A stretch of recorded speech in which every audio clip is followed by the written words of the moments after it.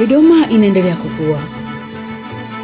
Pamoja na ukuaji huo, mahitaji ya miundombinu nayo yanaongezeka. Ndani ya ukuaji huo, kiwanja cha ndege cha kimataifa cha Msalato kinaendelea kuchukua nafasi yake kama sehemu muhimu ya safari ya mji huo. Leo mradi huu umefikia hatua inayoonyesha wazi kwamba kazi inaendelea na maendeleo yake yanaonekana. Kuanzia miundombinu ya msingi hadi majengo na maeneo ya huduma, kila sehemu inaonyesha hatua ya kusogea mbele kuelekea kiwanja kikubwa cha kisasa. Kiwanja cha ndege cha Dodoma kikiwa na uwezo wa kuhudumia watu wasiopungua 100,000. Lakini kukamilika kwa uwanja wa Msalato ambao wenyewe utakuwa na uwezo wa kupokea watu wasiopungua 1.5 kwa mwaka. Hiyo itakuwa ni fursa kubwa hasa kwa Dodoma na Tanzania kwa ujumla.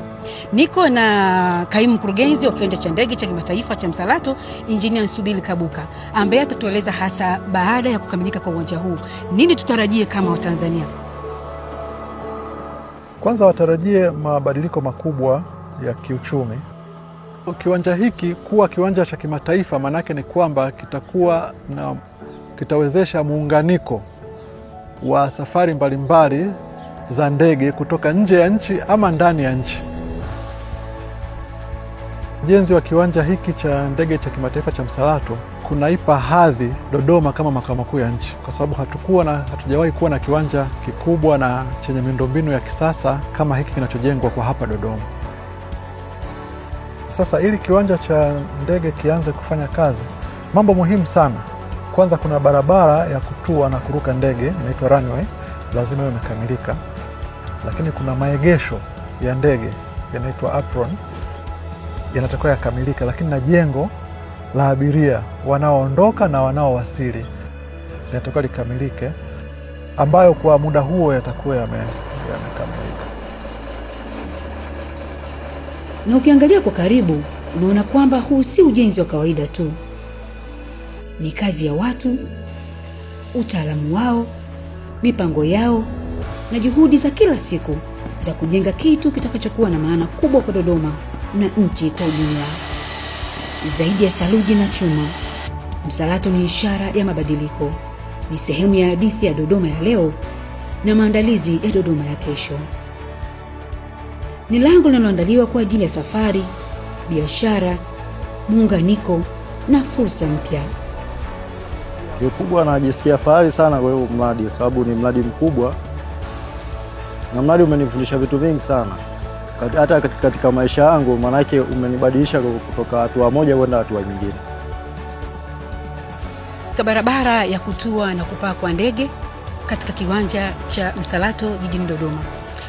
Kiwanja hiki kinatajwa kuwa katika daraja la 4E, ikiwa ni level ya pili kutoka mwisho kabisa. Niko na mhandisi Mahona Luhende ambaye atatueleza hasa nini kinaendelea na mradi umefikia wapi kwa ujumla.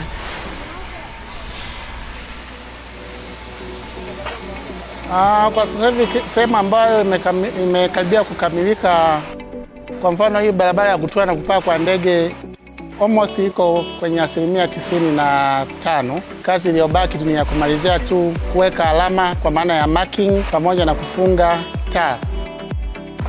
Kwenye upande wa maegesho ya ndege na kwenyewe tumekamilisha almost kwa 95%. Structure works tumeshamaliza. Sasa hizi tunaendelea na kazi za umaliziaji kwa maana ya finishing. Kandarasi wa miundombinu tunatarajia ifikapo tarehe 22 mwezi wa 5 akamilishe kazi zote za barabara. Lakini vile vile mkandarasi wa majengo tunatarajia ifikapo tarehe 27 mwezi wa 5 au amekamilisha kazi zote kwa upande wa majengo. Na kila sehemu imejengwa kwa kuzingatia vile viwango vinavyotakiwa. Kwa mfano tunayo maabara kabisa ambayo vitu vingi tulikuwa tunacheki ubora wake kupitia hiyo maabara. Kuona hakika kila kazi iliyofanyika hapa imefanyika kwa uzuri na kwa ubora unaotakiwa. Msalato bado unajengwa, lakini taswira yake tayari inaanza kuonekana.